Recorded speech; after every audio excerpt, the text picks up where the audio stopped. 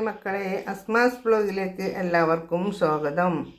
ഞാനിതാ തേങ്ങ ആട്ടിയിട്ടുണ്ട്. എൻ്റെ ഷൈൽക്ക് ഇതാ ഒരു ചെറിയ വെല്ലുള്ളി ഉണ്ടല്ലോ, ഒരു ചെറുമാതിരി ഒന്ന് മുറിച്ചിട്ട് ഇത്തിരി വെളുത്തുള്ളിൻ്റെ പേസ്റ്റ് ഇട്ട് നല്ല ജീരകം ഇട്ട് പെരുംജീരകം ഇട്ട് പിന്നെ മുളകും പൊടി ഇട്ട് ഒരു 3 ചെറിയ കുഞ്ഞി സ്പൂണ് 2 ചീരാമുളക് നല്ല എരിവ് കേട്ടോ, ആട്ടണല്ലേ. ഇപ്പോൾ 2 ചീരാമുളക് ഇട്ട് കുറച്ച് ഒരു നെല്ലിക്കേൻ്റെ വലിപ്പം തോന്നൂല, കുറച്ച് പുളിയും ഇട്ട് ഉപ്പും ഇട്ട് നന്നായിട്ട് ആട്ടാൻ പോവാണ്. ആട്ടി കഴിഞ്ഞിട്ട് നമുക്കിത് മത്തി കറി വെക്കാനാണ് കേട്ടോ.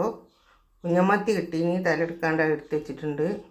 മക്കളെ ഇതെല്ലാം ഞാനിത് ആട്ടി എടുത്തിട്ടുണ്ട്. ഇത് ഞാൻ എൻ്റെ അതിലേക്ക് ഒഴിക്കിട്ട് പറ്റി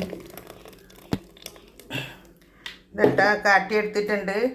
ഇനി ഇതിലേക്ക് ഞാൻ ഒരു തക്കാളി വെക്കണ 4 ബാറാക്കി എടുത്തിട്ടുണ്ട്. ഇത് മാത്രമേ ഉള്ളൂ, അല്ലാണ്ട് കരടും പൊടിയില്ല, മുളകില്ല, ഉള്ളില്ല, പച്ചമുളക് ഒന്നും കാണാനില്ല, കരട് പോലും ഇല്ല കേട്ടോ. കുട്ടികൾക്കൊക്കെ ഒന്നും ഇവിടുത്തെ മക്കളില്ല, ഉള്ളി ഇതൊക്കെ നുള്ളി പൊക്കിയിട്ടാളൂ. എന്നിച്ചിട്ട് ഞാൻ എപ്പോഴും ഇങ്ങനെ വെക്കാറില്ല കേട്ടോ.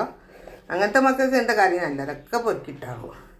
അപ്പോൾ ഇതിട്ടിട്ട് ബിസ്മില്ലാഹിർ തീ കത്തിച്ചിട്ടുണ്ട്. ഇനി ഇതൊന്ന് തിളക്കണ മുന്നേ തന്നെ ഞാൻ മീൻ ഇടും കേട്ടോ. മത്തിയെല്ലാം ഇട്ട് ഇച്ചിരി കുഴപ്പമില്ല. നമ്മളെ കറിയൊക്കെ തിളച്ച് റെഡിയായി വരുന്നുണ്ട് കേട്ടോ.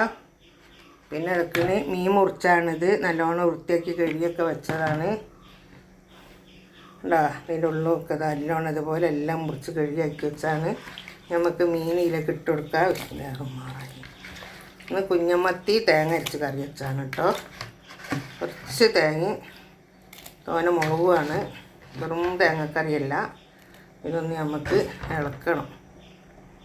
ഇതാ ഒന്ന് ഇളക്കി കൊടുക്കുക. നല്ലോണം ഒന്ന് തിളച്ച് മത്തി ഒന്ന് വേവട്ടെ കേട്ടോ. ഓക്കേ, പിന്നെ നമ്മൾ മത്തിക്കറിയൊക്കെ വെന്തു.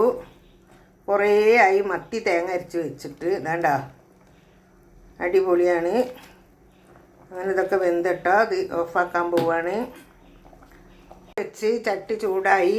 ഇതാ കടുക് ഇട്ട് കൊടുത്തിട്ടുണ്ട്. കടുകൊന്ന് പൊട്ടി വരുമ്പോഴത്തില്ല ചെറിയ ഉള്ളി അരിഞ്ഞ് വെച്ചാൽ കേട്ടോ. ചെറിയ ഉള്ളി അരിഞ്ഞ് വെച്ച് ഇട്ടുകൊടുത്ത് അത് നല്ലോണം ഒന്ന് ചൂടായിട്ട് എന്നിട്ട് ഇതാ കുറച്ച് വറ്റൽമുളക് ഇതിലിട്ട് കൊടുത്ത് വറ്റൽമുളക് ഇട്ടുകൊടുത്ത് ഇനി ഇതാ കൈപ്പക്ക, ഉള്ളി, പച്ചമുളക്, കരിവേപ്പില എല്ലാം കൂടെ ഒത്തിരി ഉപ്പ് ഇട്ടുകൊടുത്തിട്ട് നമുക്ക് ഇത് അടുപ്പത്തേക്ക് വെച്ച് കൊടുത്ത് നല്ല ടേസ്റ്റാണ്. ഇങ്ങനെ വറ്റൽമുളക് ഇട്ടിട്ട് ഇങ്ങനെ തോന്നിച്ചാൽ ഇത് വേറൊരു ഐറ്റംസ് കേട്ടോ. അങ്ങനെ പല പല ഐറ്റംസിലും വെക്കാം നമുക്ക്. അങ്ങനെ നമ്മൾ ഉപ്പേരി റെഡി. അധികം വെറുതെ ചെയ്യണ്ട, അങ്ങനെ ഒന്ന് അമർത്തിയിട്ടാൽ മതി. ഈ വീഡിയോ ഇഷ്ടപ്പെട്ടാൽ എല്ലാവരും ലൈക്ക് ചെയ്യുക, ഷെയർ ചെയ്യുക, സബ്സ്ക്രൈബ് ചെയ്യുക. Okay, by.